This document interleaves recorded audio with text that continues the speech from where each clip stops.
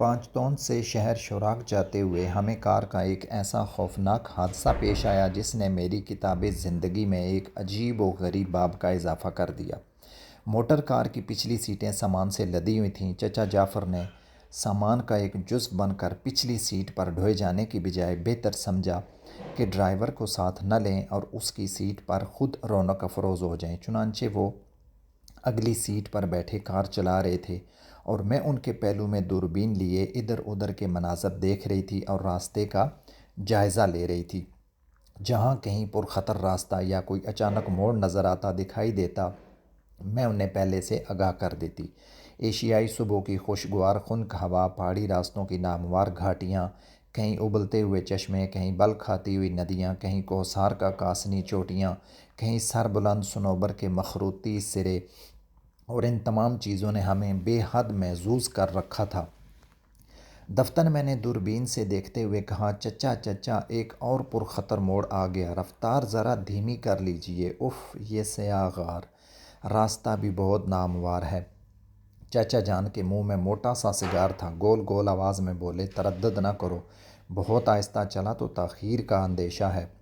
ہمیں شام سے پہلے شوراک پہنچنا ہے، وہاں وکیل میرا منتظر ہوگا۔ ان کا جملہ ختم نہ ہونے پایا تھا کہ آنکھوں نے وہ دیکھا اور حواس نے وہ محسوس کیا کہ الامان الحفیظ کار اچانک ایک بڑے پتھر سے ٹکرائی اور پیچھے ڈھلوان سڑک پر پھسلنے لگی۔ پھر اس کے بعد کیا ہوا اس کا مجھے پتہ نہیں۔ میرے حواس جیسے کسی اتھاہ تاریکی میں ڈوب رہے تھے۔ کار شاید کسی کھڈ میں جا گری ہے، شاید کسی پہاڑی سے ٹکرائی ہو۔ میں بے ہوش ہو چکی تھی۔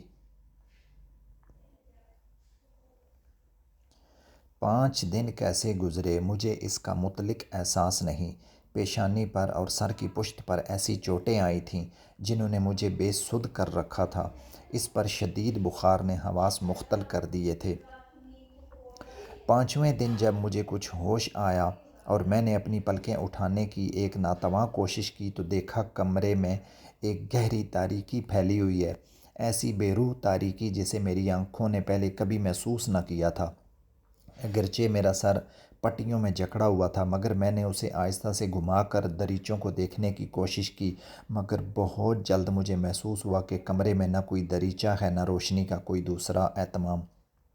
اچانک سرد اور تاریک قبر کی یاد نے میری روح میں ایک نشتر گھونپ دیا۔ میرے دل نے کہا، یہ قبر ہے۔ میرے رونگٹے کھڑے ہو گئے اور میں چیخ پڑی، چچا، چچا جعفر، چچا جعفر۔ 5 دن کے بعد یک لخت میری آواز سن کر نرس دوڑ پڑی۔ خاتون، کیا بات ہے؟ کیا بات ہے؟ تم کیسی ہو؟ میں نرس ہوں۔ نرس نے گھبرا کر روتے ہوئے کہا، خدا کے لیے کمرے میں روشنی کرو۔ روشنی؟ ہاں، میں نے کہا، یہاں کوئی روشنی کیوں نہیں ہے؟ نرس نے قریب آ کر میری نبض پر اپنی انگلیاں رکھیں اور پھر بولی، دن کا وقت ہے خاتون۔ میں گھبرا کر اٹھنا چاہتی تھی مگر میری گردن اکڑی ہوئی تھی۔ میں نے بے بسی سے تکیے پر گر پڑی اور رونے لگی۔ نرس، مجھے ہر طرف اندھیرا ہی اندھیرا معلوم ہوتا ہے، مجھے کچھ دکھائی نہیں دیتا، مجھے تم بھی دکھائی نہیں دیتی۔ چچا کہاں ہیں؟ ہائے چچا، میں ابھی سر جعفر کو بلاتی ہوں۔ نرس نے کچھ گھبرائے ہوئے لہجے میں کہا اور کمرے سے باہر بھاگ گئی۔ میں سسکیاں لیتی ہوئی بستر پر پڑی رہی۔ بیٹی، بیٹی زیبا، کیسی ہو؟ چچا کی آواز آئی۔ چچا، چچا، آپ کہاں ہیں؟ آپ مجھے دکھائی نہیں دیتے۔ نقاہت کا سبب ہوگا بیٹی، چپ چاپ پڑی رہو، تم 5 دن سے بے ہوش رہی ہو۔ یہ کہتے ہوئے آ کر مجھ پر جھک گئے اور میری پیشانی چوم لی۔ میں بے اختیار رو پڑی، چچا میرا دل بیٹھا جا رہا ہے، مجھے کچھ سجھائی نہیں دیتا۔ کیا آپ لوگ مجھ سے ہنسی کر رہے ہیں؟ کیا باہر آفتاب چمک رہا ہے؟ ہائے میری آنکھیں کیا ہوئیں؟ وہ کھلی ہیں یا بند؟ یہ کیا ہو گیا؟ معلوم ہوتا تھا چچا جعفر کو میری باتوں پر عصیان کا شبہ ہو رہا ہے۔ بار بار کہتے، نرس ٹمپریچر لینا، کہیں بخار تیز نہ ہو گیا ہو۔ جناب، میں نے آدھے گھنٹے پہلے حرارت دیکھی تھی، نارمل تھی۔ تو نرس، فوراً ڈاکٹر کو ٹیلی فون کرو۔ 10 منٹ بعد ڈاکٹر پہنچ گیا۔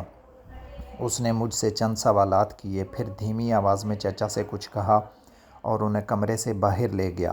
میں نے گھبرا کر نرس سے پوچھا، نرس، ڈاکٹر نے کیا کہا ہے؟ کیا میری بصارت جاتی رہی؟ نرس نے کچھ بتانا شاید مناسب نہ جانا، صرف اتنا کہا، ابھی تو کچھ نہیں کہا، کوشش کیجیے کہ نیند آ جائے۔ یہ کہہ کر وہ میرے تکیے ٹھیک کرنے لگی۔ میں سسکیاں لیتی ہوئی ایک جنون افزا اندھیرے میں چپ چاپ پڑی رہی۔ مجھے کچھ پتہ نہ چلا کہ کتنا وقت گزر گیا۔ آدھ گھنٹے بعد میں نرس سے پوچھ لیا کرتی تھی کہ نرس اب کیا بج گیا۔ شام کو چچا جعفر چپ چاپ میرے کمرے میں داخل ہوئے۔ میں نے ان کے قدموں کی آہٹ سنی۔ وہ آہستہ سے میرے قریب کھڑے ہو گئے۔ میں منتظر تھی کہ کوئی بات کریں گے، مگر انہوں نے کوئی بات نہ کی۔ وہ شاید میری آنکھوں کو غور سے دیکھ رہے تھے۔ آخر گھبرا کر میں نے کہا، چچا۔ ہاں بیٹی زیبا۔ آپ چپ کیوں ہیں؟ میرا جی گھبرا رہا ہے۔ میری آنکھوں کو کیا ہو گیا چچا جان؟ کیا میں اندھی ہو گئی ہوں؟ میرے منہ سے ایک آہ نکلی۔ چچا ضبط کر کے بولے، نہیں بیٹی، یہ عارضی اثر ہے۔ اللہ نے چاہا تو 1.5-2 ہفتوں میں تم بالکل ٹھیک ہو جاؤ گی۔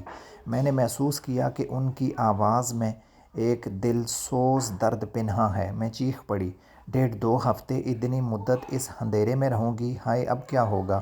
چچا بولے، بیٹی اس طرح رویا نہیں کرتے۔ میں نے آج مشہور ڈاکٹروں سے مل کے مشورہ کیا۔ ان کی سب کی یہی رائے ہے کہ ڈاکٹر شیدی مشہور ماہر چشم ہیں۔ انہوں نے بعض پیدائشی نابیناؤں کو تک بصارت بخش دی ہے۔ وہ شوراک سے 300 میل کے فاصلے پہ رہتے ہیں اور اتنے مصروف آدمی ہیں کہ شاید ہی کہیں باہر جاتے ہیں۔ تو پھر وہ یہاں کیوں کرائیں گے چچا؟ نہ آئے تو ہمیں ان کے وہاں جانا پڑے گا۔ میرا دل دھک سے رہ گیا۔ ہائے، تو یوں کہیے مجھے اندھوں کے اسپتال رہنا ہوگا۔ میں اندھی ہو گئی، گویا زندگی کی تاریکی میں ادھر ادھر بھٹکا کروں گی۔ کوئی میرا رفیق نہ ہوگا۔ میں نے اندھوں کے لیے کئی فسانے پڑھے تھے۔ ان کی نامراد زندگی بے رنگ یکسانی سے بخوبی واقف تھی۔ اب یہی کیفیت میری ہوتی نظر آ رہی تھی۔ نہ میں کتابیں پڑھ سکوں گی، نہ صبح اور شام کا حسن دیکھ سکوں گی۔ میرے دل پر چوٹ سی لگی اور میں نے اپنا سر دوسری طرف پھیر لیا۔ بیٹی رو رہی ہو؟ نہیں چچا جان، میں نے ضبط کر کے کہا۔ پھر ایسی کیوں؟ انہوں نے مغموم لہجے میں پوچھا۔ کچھ نہیں، تھک گئی ہوں۔ بیٹی افسردہ نہ ہو، انشاءاللہ ڈاکٹر شیدی کا جواب آتے ہی علاج شروع ہو جائے گا۔ یا تو وہ یہاں آئیں گے یا میں تمہیں وہاں لے جاؤں گا۔ اچھا چچا جان۔ میں نے اپنے زخمی جذبات کو چچا سے پوشیدہ رکھنے کے لیے کوشش کی۔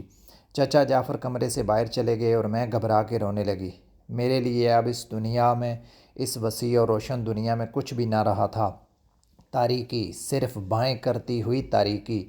شاید سامنے کا دریچہ کھلا ہوا تھا، اس میں ٹھنڈی نکہت بے زباں کے جھونکے کمرے میں آ رہے تھے۔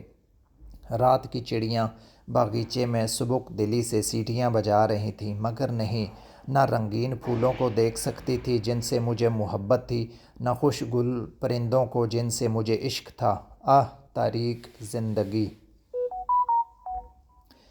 ڈاکٹر شیدی کا جواب آ گیا، وہ یہاں نہیں آ سکتے۔ البتہ ہم کو وہاں آ جانے کے لیے لکھا تھا۔ اسی شام چچا اور میں اور بڑی بوڑھی نرس کوہ فیروز روانہ ہو گئے۔ جو ہی ہم وہاں پہنچے، ڈاکٹر شیدی کے پرائیویٹ سیکرٹری نے ہمیں ایک بڑے ہال میں بٹھا دیا۔ تھوڑی دیر کے بعد دروازہ کھلا۔ ایک نہایت شیریں مردانہ آواز آئی، تسلیم سر جعفر۔ چچا کی آواز آئی، تسلیم، یہ میری بھانجی اور آپ کی مریضہ ہیں۔ ڈاکٹر نے میری طرف دیکھا ہوگا، ایسا معلوم ہوتا تھا۔ وہ میرے قریب ہی ایک کرسی پر بیٹھ گیا۔ ہلکی ہلکی خوشبو کمرے میں پھیلی ہوئی تھی۔ چچا حادثے کی تفصیل بیان کر رہے تھے۔ میں چپ چاپ ایک کوچ میں بیٹھی پاگلوں کی طرح ایک بے بسی کے عالم میں سر ادھر ادھر پھیر رہی تھی۔ میرے اس لیے نئے مقام میں سوائے نئی آوازوں اور نئی خوشبوؤں کے اور کچھ نہ تھا۔ اپنی محرومی اور نامرادی کا درد دل میں لیے اکتائی ہوئی بیٹھی تھی۔ دفتن چچا کی آواز آئی، بیٹی زیبا، ڈاکٹر شیدی تمہاری آنکھوں کا معائنہ کرنا چاہتے ہیں، ان کے ساتھ چلی جاؤ۔ میں چپ چاپ اٹھ کھڑی ہوئی۔ اجازت دیجیے کہ میں آپ کو سہارا دے کر لے چلوں، ڈاکٹر شیدی نے کہا۔ اس کی آواز میں غیر معمولی دل فریب اور سریلی تھی۔ میں چپ چاپ ڈاکٹر کے سہارے جدھر وہ لے گئے چلی گئی۔ مجھے صرف اتنا معلوم ہوا کہ ایک دروازہ اس نے کھولا اور ہم دونوں اس میں داخل ہو گئے۔ ڈاکٹر نے مجھے ایک کرسی پر بٹھا دیا۔ خاتون، میں آپ کی آنکھوں پر شعاعیں ڈال کے دیکھنا چاہتا ہوں کہ آپ ایک ہلکی سرخی سی روشنی محسوس کرتی ہیں یا نہیں۔ یہ کہتے ہوئے وہ میری کرسی کی پشت سے لگ کر کھڑا ہو گیا اور جھک کر میرا سر کرسی کی پشت پر رکھ کر پیشانی کے بال ہٹا دیے۔ میں اپنی آنکھیں بند کر لوں؟ جی ہاں، اگر آپ کو کوئی روشنی محسوس کریں تو مجھے بتا دیجیے۔ لیکن ڈاکٹر، بے ساختہ میری زبان سے نکلا، اگر میں نے کوئی روشنی محسوس نہ کی تو کیا ہوگا؟ کیا میں ہمیشہ کے لیے اندھی؟ میری آنکھوں سے آنسو نکل پڑے۔ رحم دل ڈاکٹر متاثر ہو گیا۔ اس نے میری تسکین کے لیے میری گرم پیشانی پہ اپنا شفقت بھرا ہاتھ رکھ دیا۔ بولا، بانو، اگر خدا کو یہی منظور ہے کہ آپ کی بصارت آپ کو واپس نہ ملے تو مجبوری، لیکن آنکھ رکھتے ہوئے بھی زندگی کو تاریک بنا لینا اور بغیر آنکھوں کے بھی زندگی کو روشن رکھنا انسان کے اپنے ہاتھ میں ہوتا ہے۔ ان فلسفیانہ باتوں پر غور کرنے کی مجھ میں ہمت نہیں۔ میں بے بسی کے عالم میں رو پڑی۔ مگر ڈاکٹر، بغیر آنکھوں کے ساری زندگی کیسے کٹے گی؟ میں کوئی کتاب نہیں پڑھ سکتی، کوئی خوشنما منظر نہیں دیکھ سکتی، اب کیا ہوگا؟ ڈاکٹر میرے سر پر آہستہ سے ہاتھ پھیرتے ہوئے کہا، خاتون، خوف نہ کیجیے، میں پوری کوشش سے آپ کا علاج کروں گا، لیکن اگر قدرت کو یہی منظور ہوا کہ آپ اپنی زندگی تاریکی میں کاٹیں تو اس کا انتظام یوں بھی ہو سکتا ہے کہ آپ کی قوت سامعہ کے لیے دلچسپیاں مہیا کی جائیں۔ آپ حسین چیزوں کو دیکھ نہ سکیں گی مگر خوبصورت الفاظ سن سکیں گی۔ حسین راگ آپ کا دل بہلائیں گے۔ ڈاکٹر نے آہستہ سے میرا سر کرسی کی پشت والی کشن سے لگا دیا اور مجھ سے کہا کہ اس طرف دیکھو۔ اپنے اسسٹنٹ کی امداد سے، جو بہت خاموش نوجوان معلوم ہوتا تھا، وہ دیر تک میری آنکھوں کا معائنہ کرتا اور مجھ سے طرح طرح کے سوال پوچھتا رہا۔ آخر کچھ دیر کے بعد اطمینان بخش لہجے میں بولا، خاتون زیبا، میرا خیال ہے کہ مایوس ہونے کی کوئی وجہ نہیں۔ پہلے کچھ دن آپ کا علاج کیا جائے گا۔ اگر اس کا کوئی مفید نتیجہ نہ نکلا تو آپریشن کیا جائے گا۔ میں دونوں کے لیے تیار ہوں ڈاکٹر، میں نے کہا۔ پھر ہم کمرے سے باہر نکل آئے۔ ڈاکٹر شیدی کے زیر علاج مجھے 2 ہفتے گزر گئے۔ چچا جعفر جیسے مصروف آدمی کا اپنے شہر سے باہر رہنا بہت مشکل تھا، چنانچہ وہ بوڑھی نرس کو میرے پاس چھوڑ کر رخصت ہو گئے تھے۔ میری آنکھوں کی اب تک وہی کیفیت تھی۔ زندگی ایک دکھ بھری تاریکی میں گزر رہی تھی۔ وہی چند لمحے میرے لیے خوشگوار ہوتے تھے جب ڈاکٹر شیدی میرے پاس آ بیٹھے اور کسی پرلطف موضوع پر گفتگو چھیڑ کر مجھے اس میں ایسا منہمک کر لیتے کہ سوائے ایک ذہنی مصروفیت کے مجھے اور کسی بات کا احساس تک نہ رہتا۔ وہ عموماً ایسے موضوع پر گفتگو کرتے یا ان میں میری دلچسپی پیدا کرتے جن کے متعلق آنکھیں رکھنے والے بھی تخیل ہی کی آنکھوں سے کام لے سکتے ہیں۔ آغا آفرینش، قدیم تہذیبی، یونانی فلسفہ، نفسیات اور اسی قسم کے دوسرے موضوعوں پر وہ کوئی بات چھیڑ کر میرے تخیل کو ایک راستہ سمجھا دیتے اور میں ان کے متعلق اپنی بساط کے مطابق بات میں سے بات پیدا کرتی رہتی اور نامعلوم فی الواقعہ ایسا تھا یا محض میری حوصلہ افزائی کی غرض سے ڈاکٹر عموماً میری ذہانت اور انداز فکر کی بہت داد دیتے۔ یہ خیال افروز صحبتیں لذیذ بھی ہوتی ہیں اور طویل بھی۔ شاید میرے علاوہ خود ڈاکٹر بھی ان سے کم لطف اندوز نہ ہوتے تھے۔ تھوڑے ہی دن بعد وہ اپنی فرصت کا سارا وقت، بلکہ بعض اوقات اپنا کام اپنے اسسٹنٹ کے سپرد کر کے میرے پاس آ بیٹھتے اور کوئی گفتگو وہیں سے شروع کر دیتے جہاں پچھلی صحبت میں ہم نے اسے ختم کیا تھا۔ خالی باتیں نہ کرتے تو میرے احساسات کا خیال رکھتے ہوئے ان کی آنکھیں میری آنکھوں کا کام سر انجام دیتیں اور وہ آس پاس کی ایک ایک چیز جسے دیکھنے کی میں خواہش رکھتی بڑی تفصیل سے مجھ سے بیان کرنے لگتے۔ رفتہ رفتہ مجھے احساس ہونے لگا کہ علاوہ مجھ سے ہمدردی ہونے کے ڈاکٹر کے دل میں میری قدر بھی پیدا ہوتی جا رہی ہے۔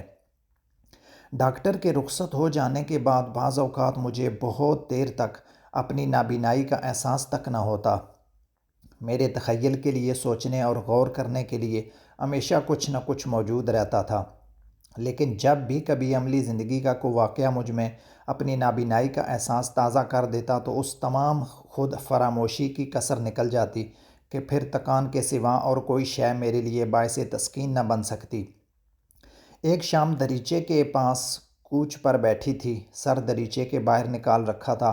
درختوں پر بلبلوں کے نغمے سنائی دے رہے تھے کہ یکا مجھے ایک سریلی تان سنائی دی، اور پھر ایک خاص بھینی بھینی خوشبو آئی۔ معلوم ہو گیا کہ ڈاکٹر شیدی میرے قریب ہی کہیں ہوں گے، کیونکہ جب کبھی وہ آتے یہی خوشبو کمرے میں پھیل جاتی تھی۔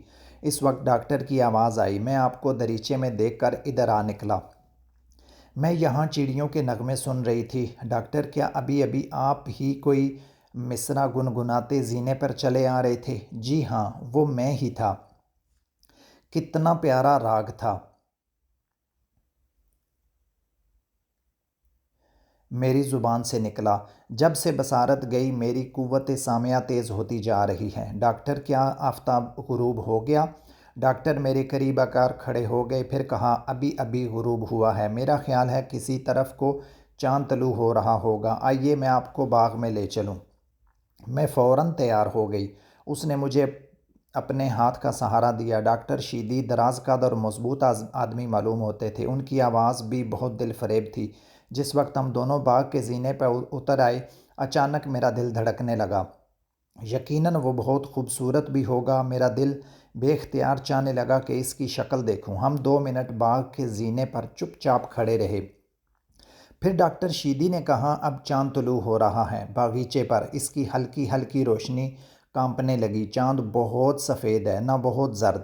پتے بھی ہل رہے ہیں۔ ان کی آواز تو آپ بھی سن سکتی ہوں گی۔ ہاں، آواز آ رہی ہے۔ کیا ننے ننے پودے بھی جھوم رہے ہیں؟ میں نے پوچھا۔